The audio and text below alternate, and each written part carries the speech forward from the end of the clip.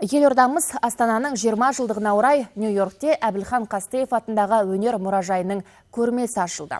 Енді америкалықтар шілде айының 15-ші жұлдызына дейін қазақ елінің тарихы, мәдениеті және салт-дәстүрімен таныса алады. Экспозицияны Әбілхан Қастеевтің бүркітші, колхоздағы сүт ферма, Жамбылдың портреті сынды туындылар ашады.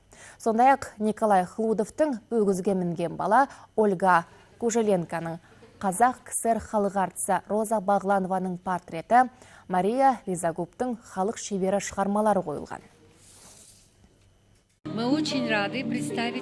Біз мұражайдағы ең үздік 30 хас шебердің туындыларын қойдық. Олардың қатарында Әбілхан Қастеев, Молдахмет Кенбаев, Гүлфайруз Исмаилова, Ольга Кужеленко, Айша Ғалымбетова және 60-шы жылдардағы Салихиддин Айтбаев, Шаймардан Сариев, Абдрашид Садыханов және тағы басқалары бар. Яғни көрмеге 30-шы, 70-ші жылдар аралығындағы қазақ кескіндеме мектебінің үздік шығармалары қойылды. Дәл осындай көрмелер Қазақстан мен ақш арасында достық көпірін құрайды. Бүгін көріп тұрған қазақ елінің тамаша туындылары бізді жақындастыра түсері сөзсіз.